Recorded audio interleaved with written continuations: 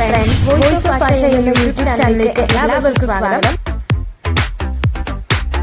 സ്വാദിഷ്ടമായ ഒരു നാടൻ കടലക്കറിയാണ് നമ്മളിന്ന് ഉണ്ടാക്കാൻ പോകുന്നത്. നമ്മളിവിടെ വെള്ളക്കടലാണ് എടുത്തിരിക്കുന്നത്.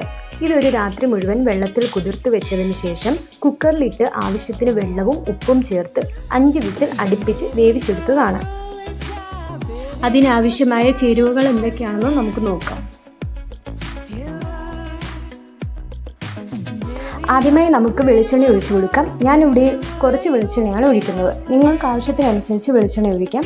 അതിനുശേഷം നമുക്ക് സവാള ഇട്ട് വഴറ്റിയെടുക്കാം. ഇനി നമുക്ക് മുകളിൽ പറഞ്ഞിരിക്കുന്ന ചേരുവകൾ ഓരോന്നായി ചേർത്ത് കൊടുക്കാം. എല്ലാ ചേരുവകളുടെയും കൃത്യമായ അളവുകൾ സ്ക്രീനിൽ എഴുതി കാണിക്കുന്നു.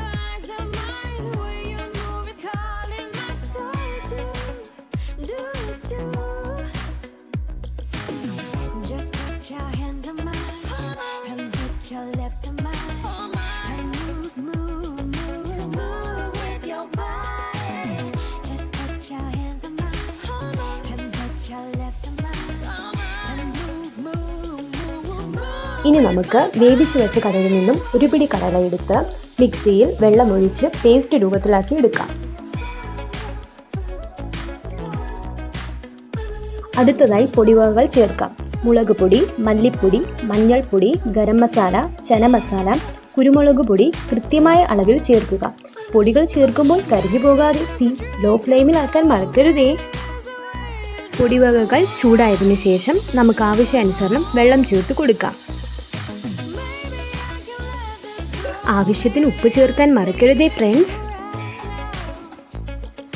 കറി തിളച്ചതിനു ശേഷം പ്രധാന ചേരുവയായ കടല ചേർത്ത് കൊടുക്കാം. അതിനുശേഷം അരച്ച് നമ്മൾ മാറ്റി വെച്ചിരുന്ന കടല പേസ്റ്റ് കറിയിലേക്ക് ചേർക്കുക. നന്നായി യോജിപ്പിച്ചതിന് ശേഷം അടച്ചു വെച്ച് 15 മിനിറ്റ് ലോ ഫ്ലെയിമിൽ കുക്ക് ചെയ്തെടുക്കുക.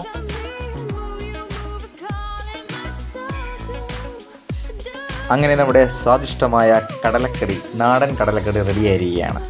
അപ്പോൾ നമ്മളിതൊരു പാത്രത്തിലേക്ക് ഒഴിച്ച് സെർവ് ചെയ്യാം. ഇന്ന് നമ്മളിവിടെ പൂ പോലുള്ള പാലപ്പമാണ് ഉണ്ടാക്കിയിരിക്കുന്നത്. നമ്മൾ ആ പാലപ്പത്തിലൂടെയാണ് കഴിക്കുന്നത്. നിങ്ങളെല്ലാവരും ഇത് ഉണ്ടാക്കിയിട്ട് നിങ്ങളുടെ അഭിപ്രായം ഞങ്ങളെ അറിയിക്കുക. ഈ വീഡിയോ നിങ്ങൾക്ക് ഇഷ്ടമായെങ്കിൽ എല്ലാവരും ലൈക്ക് ചെയ്യുക, ഷെയർ ചെയ്യുക, സബ്സ്ക്രൈബ് ചെയ്യുക. അടുത്ത വീഡിയോയിൽ കാണുന്നവരെ ബൈ.